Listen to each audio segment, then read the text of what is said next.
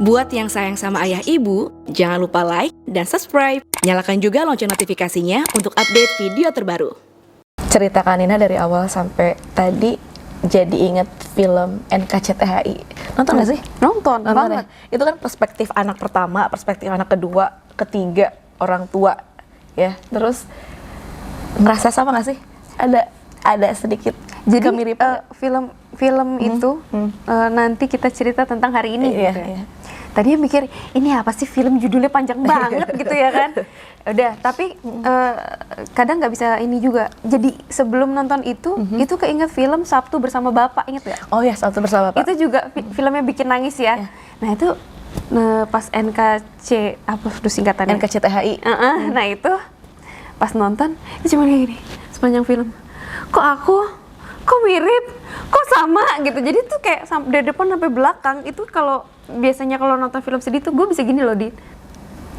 Jangan sampai nangis, malu gue gengsi gitu kan. Jangan sampai nangis, Di film itu nggak bisa, gue basah. Ambiar dari awal. Ambiar, karena tuh cerita kayak cerita gue, ini siapa yang milemin sih gitu loh ibaratnya gitu. Itu tuh persis banget, kecuali yang bagian dia punya adik kembar itu kan, iya, nggak ada. iya. Nah itu emang beda gitu. Tapi Apa hampir. tuh ininya kayak hikmah pas nonton itu ngelihat cerita yang pas mana yang kayak Ya Apa intinya sih? ketika nonton itu gue cuma nangis, kok bisa gitu ya? Apakah emang itu yang dirasain sama semua anak nomor 2 ya gitu kan? Tapi nggak mungkin dong semua pukul rata kita kayak gitu. Cuma itu kebetulan aja gitu. Itu kan kayak anak nomor 2 di situ kayak lo mau bikin prestasi apa, lo mau berbuat apa? Yang dilihat lagi adalah yang pertama dan yang terakhir ketiga, gitu loh kan. Jadi kayak yang nomor 2 ini ya udahlah gue sendiri aja. Tapi akhirnya jadi keras kan, jadi keras. Apapun keinginannya diusahain sendiri gitu. Kadang-kadang nggak pakai permisi, ya udah yang penting ini bagus deh gitu. Itu yang dilakuin juga sebenarnya sama aku. Dan hikmahnya begitu udah ending di filmnya adalah ya tiap orang punya alasan. Intinya dalam sebuah hubungan, mau pernikahan, mau keluarga, mau apa, harus kita selalu duduk bareng, entah di meja makan, kita pergi bareng, entah di ruang keluarga, ngobrol. Aku ngerasain ini loh, begini, gini. Kamu ngerasain ini. Jadi harus ngomong semuanya. Kadang perspektif kita baik, menurut orang kok lo egois, kan kita nggak tahu ya. Nah, intinya memang sebenarnya adalah komunikasi yang perlu diperbaiki gitu loh. Karena begitu semua udah duduk bareng kan, ambiar tuh pecah tuh. Akhirnya keluar tuh perspektif masing-masing kan. Nah, perspektif masing-masing yang satu ngerasa beban, yang satunya ngerasa aku nggak dipeduliin. Begitu udah ngobrol, oh kayak gitu. Malah akhirnya jadinya nusuk ke kita kan, oh berarti sama ini gue salah, oh ternyata aku tuh penyebabnya, oh ternyata aku tuh gini.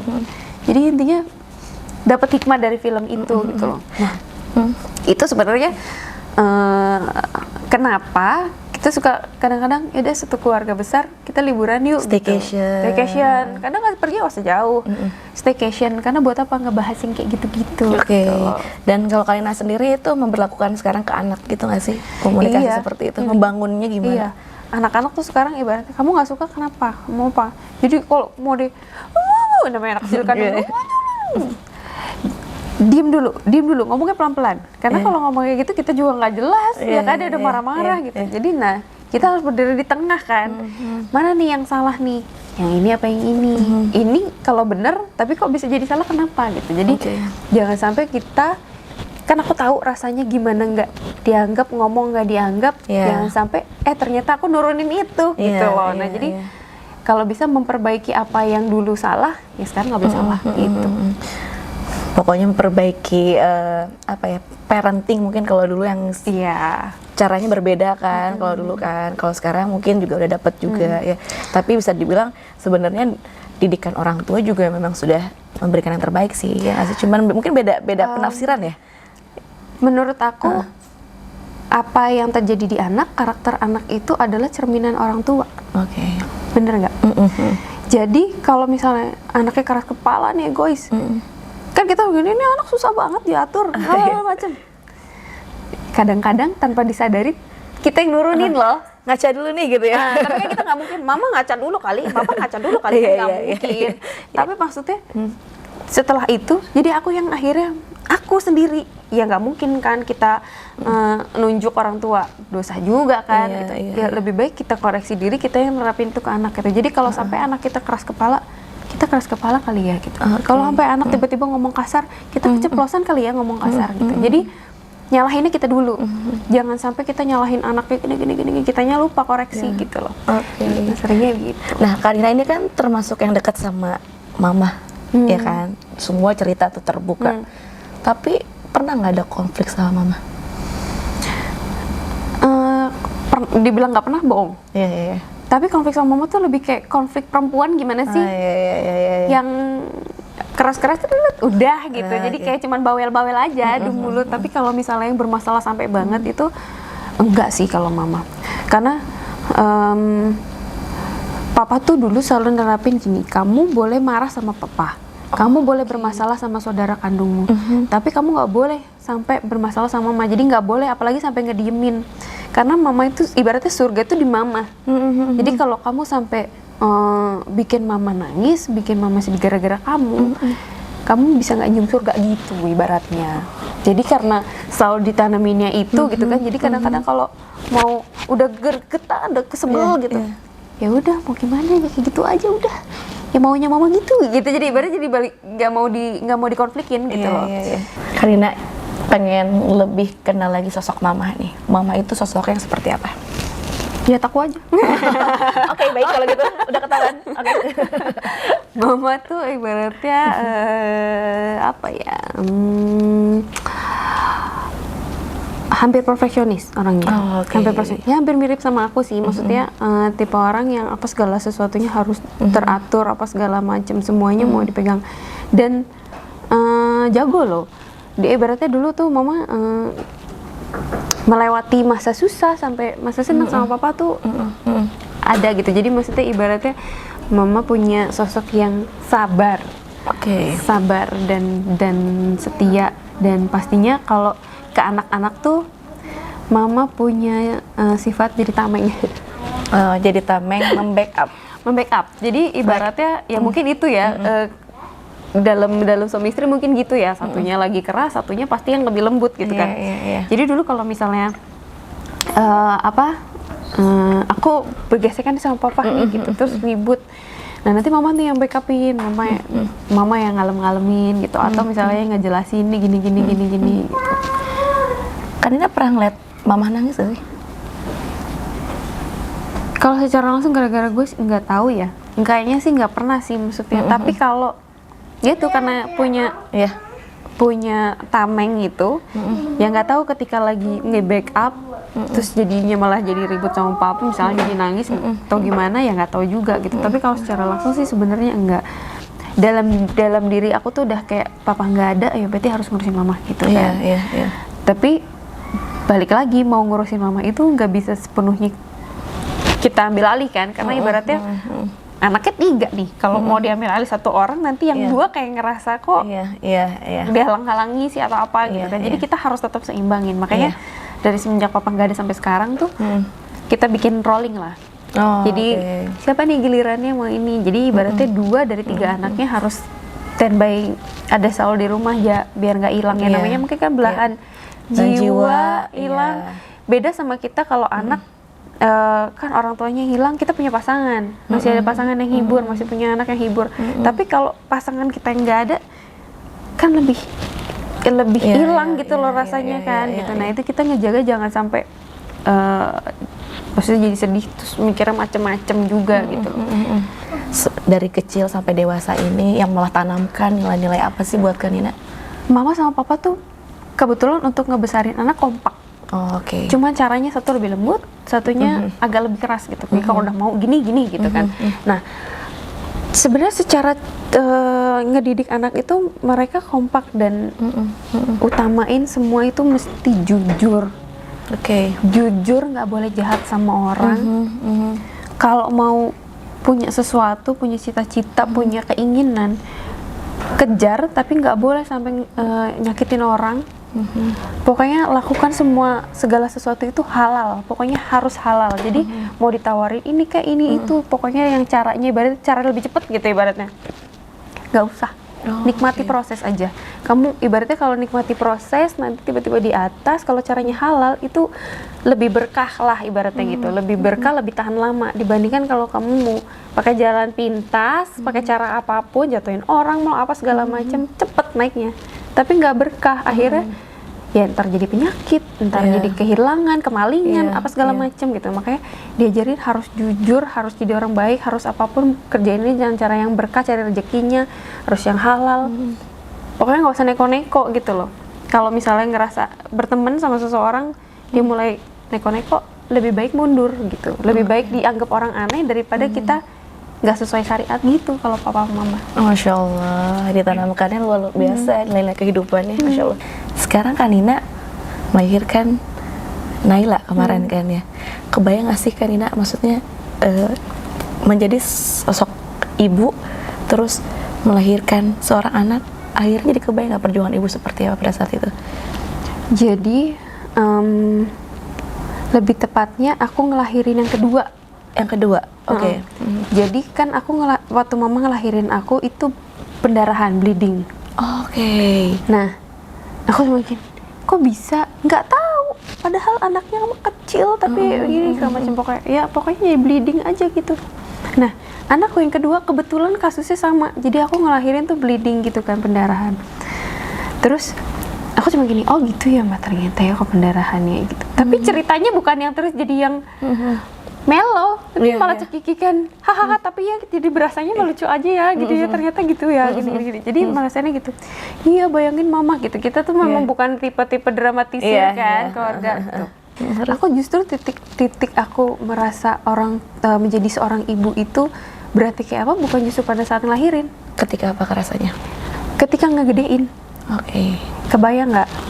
Nangis, tapi kita ngantuk, ngalahin ego kita, mau rebahan, mau kumpul sama temen. Dini pasti tahu lah Kak Dini kan, kemana-mana aku bawa anak kan. Iya benar. Iya kan? Event, bawa anak, Iya kan? semuanya tinggalin. Nah, salah satu alasan kenapa aku selalu bawa anak kemana-mana, walaupun anak dua tuh aku bawa repot nih kayak apa, itu karena aku ngeliat mamaku tuh kan selalu ngurusin anaknya, walaupun ada mbak tapi ngurusin sendiri. Nah, aku pengennya punya anak, peran orang tua tidak boleh digantikan oleh siapapun. Oke. Jadi kalau aku nih titipin ke mamaku sekarang kan juga bisa. Tapi si anak sama aku hilang kan, berarti peranku sama anaknya ini kan.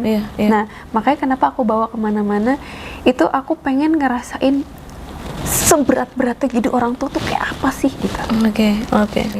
Dan itu juga dilakukan sama orang tuanya Kanina juga kan, perjuangan-perjuangan itu yang jadi ngelihatnya seperti itu. Iya dong, pasti. Iya kan? Yang maksudnya mungkin pergi cuma naik motor, bawa anak-anak sambil gendong, sambil bawa ribet apa segala macam gitu. Itu kan gini, apa sih, lebih tepatnya itu yang lebih pengorbanan menurut aku. Karena kalau melahirkan kayak cuman berapa belas jam, Naila 17 jam atau 15 jam, udah perjuangan kita di situ.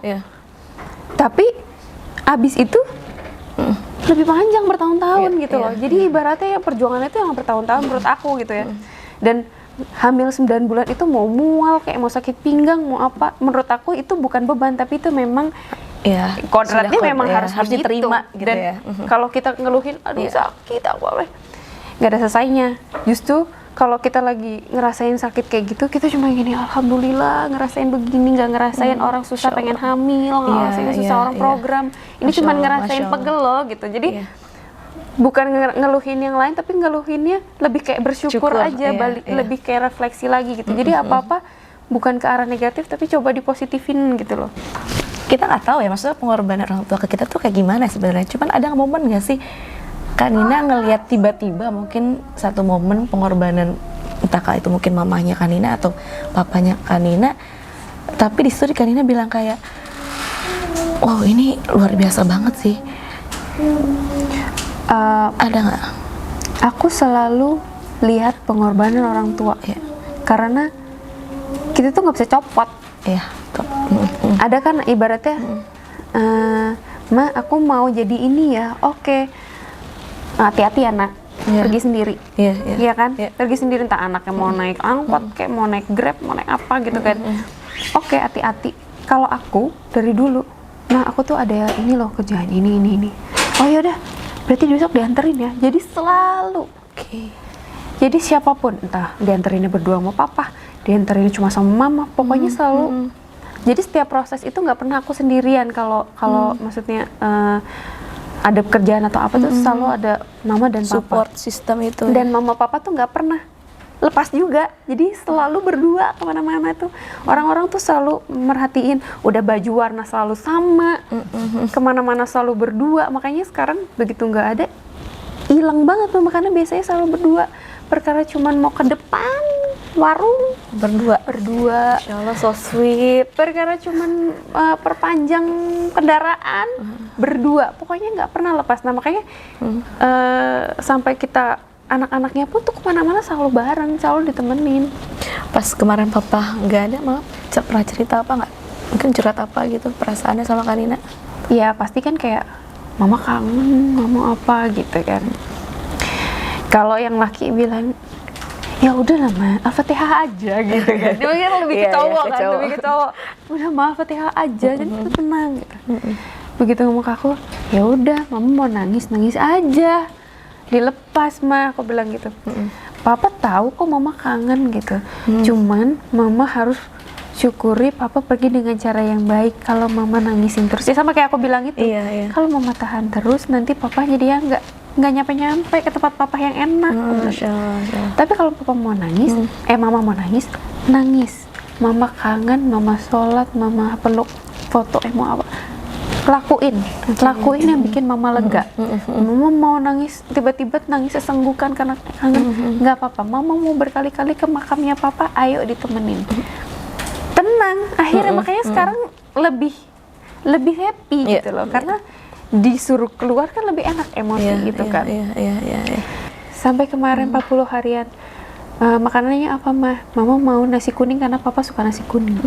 Oh ya udah, oke, nasi kuning.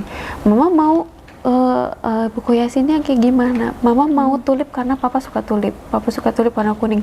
Kita bikin semua persis udah.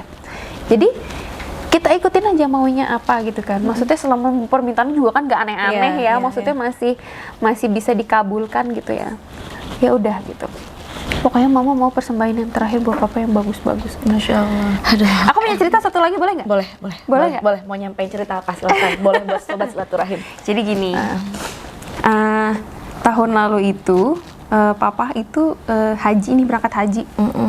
Setelah bertahun-tahun susah banget daftar haji, akhirnya bisa daftar haji di tahun yang sama dan berangkat di tahun yang sama. Berangkat haji itu bareng sama mama, sama kakak dan istrinya, bareng sama adik. Jadi ramean. Aku nggak ikut karena aku udah berangkat duluan kan, udah sebelumnya. Jadi yang belum haji ini diberangkati sama papa. Masya Allah. Terus kebetulan suami berangkat lagi bareng sama mertua. Tiba-tiba di sana tuh minta beliin Quran dong di mana gitu. Pokoknya minta titip Quran yang spesifik nih, pengennya yang kayak gini. Oh ya udah, nggak ada perasaan apa-apa, dibawa nih ke hotelnya papa. Ini Pak gitu. Kok banyak banget beli gitu. Kirain kan mau diwakafin ke masjidnya, suka gitu.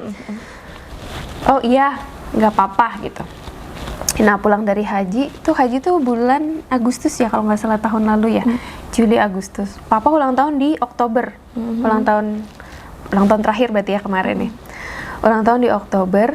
Tiba-tiba pas kita lagi makan malam, abis syukuran maksudnya doa ditambah berkah apa segala macem, nangis. Gak pernah tuh ngeliat papa maksudnya nangis sampai sesenggukan. Terus abis itu gini, papa nggak tahu hidup sampai kapan. Papa nggak tahu hidup sampai kapan, kata gitu.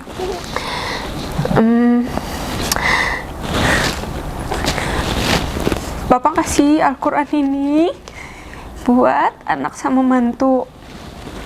Papa harap Quran ini dibaca biar amalnya mengalir ke papa juga, kata gitu. Oh iya Pak, udah kan kira itu cuma bagi doang, ternyata di dalam tuh ada tulisannya.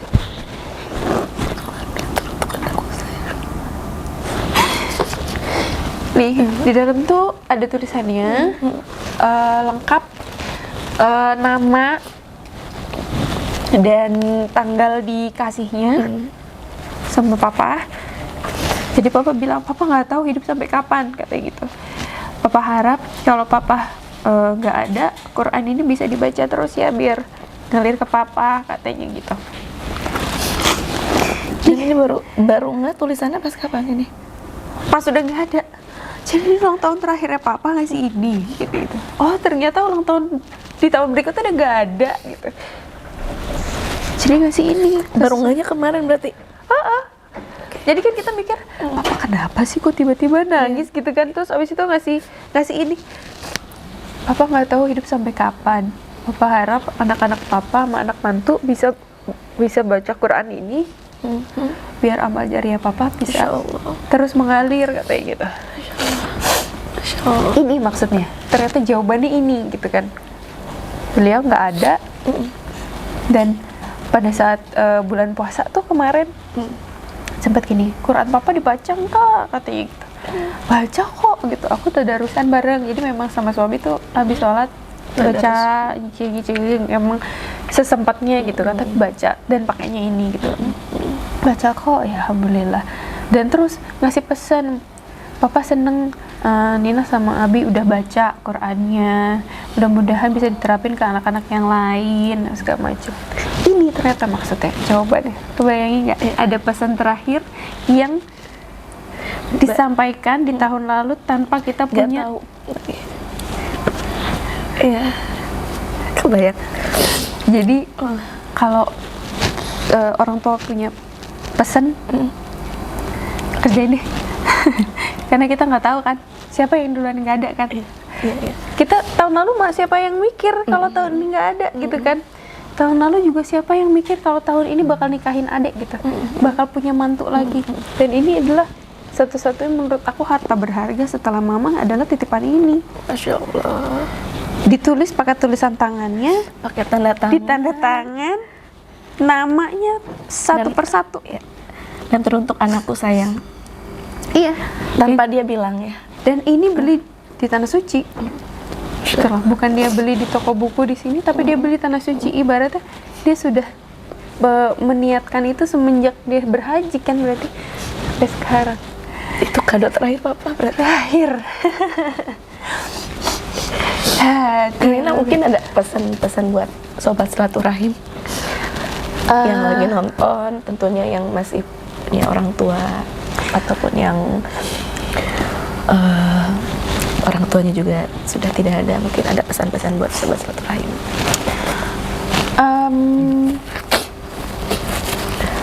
Ketika kita belum menikah, bukan kita kecil aja ya, ketika kita belum menikah, kita bisa meminta apapun ke orang tua, bahkan merengek, bahkan bisa jadi ngambek kalau nggak dikasih. Sekarang saatnya terbalik. Jadi ketika orang tua meminta, kalau mampu, ya wujudin. Kita nggak tahu siapa yang nggak ada duluan, entah kita, entah itu pemberian terakhir kita, atau itu adalah kesempatan terakhir kita untuk membahagiakan gitu. Jadi kalau bisa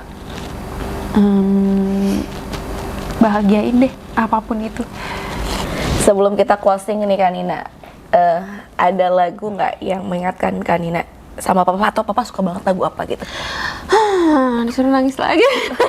Enggak, suruh nangis, aku suruh nyanyiin aja. Nyanyiin. Ada, dan aku pernah bikin cover juga di Instagram gitu. Lagu apa? Lagunya Unmesh, apa ya judulnya ya? Aku lupa judulnya. Bang papa suka nyanyi lagu itu? Iya, jadi kalau lagu itu diputar gitu di radio atau apa, ikut nyanyi, dia bisa nyanyi gitu dengan suara yang besar gitu. Dia nyanyi. Mau nggak nyanyiin sekarang? Nggak nyanyi Ya. Mata udah pedes nih, aduh.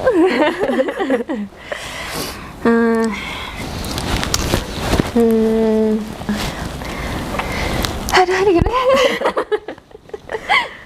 Bismillah. Saat ku sendiri, kulihat foto dan video, tuh kan gak kuat, bersamamu yang tak lama ku simpan. Gak kuat. Hancur hati ini melihat semua gambar diri yang tak bisa ku ulang kembali.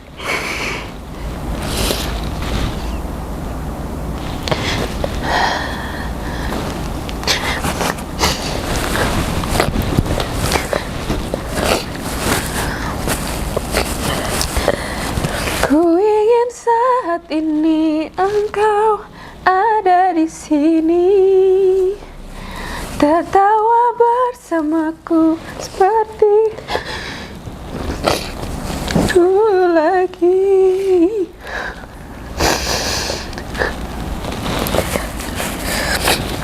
Walau hanya sebentar, Tuhan, tolong kabulkanlah. Bukannya diri ini tak terima kenyataan, hati ini hanya rindu. Masya Allah, Masya Allah. Rindu Kanina sama almarhum papa. Sobat silaturahim, semoga dari curhatan Kanina, cerita dari Kanina, perspektif mengenai orang tua Kanina bisa membuat kita lebih semakin sayang lagi sama orang tua kita. Kita bisa semakin bisa memuliakan mereka, lebih bisa menyayangi mereka, bisa ada waktu untuk mereka, dan bisa menjadi anak yang selalu bisa membagikan mereka dan bisa menjadi anak yang soleh. Amin amin ya rabbal alamin. Kanina, makasih banyak untuk waktunya. Semoga ini bermanfaat untuk sobat silaturahim. Kita pengen yang nonton ini juga bisa Makin sayang sama orang tua. Iya. Makin sayang sama ayah, makin sayang sama ibu, karena sekali lagi ridho Allah adalah ridho ayah ibu. Kalau gitu, saya Dina Romeda dan Kanina, terima kasih banyak. Sehat selalu. Kita berdua pamit. Insya Allah ketemu lagi di episode selanjutnya. Wassalamualaikum warahmatullahi wabarakatuh. Buat yang sayang sama ayah ibu, jangan lupa like, share, komen, dan subscribe. Nyalakan juga lonceng notifikasinya untuk update video terbaru.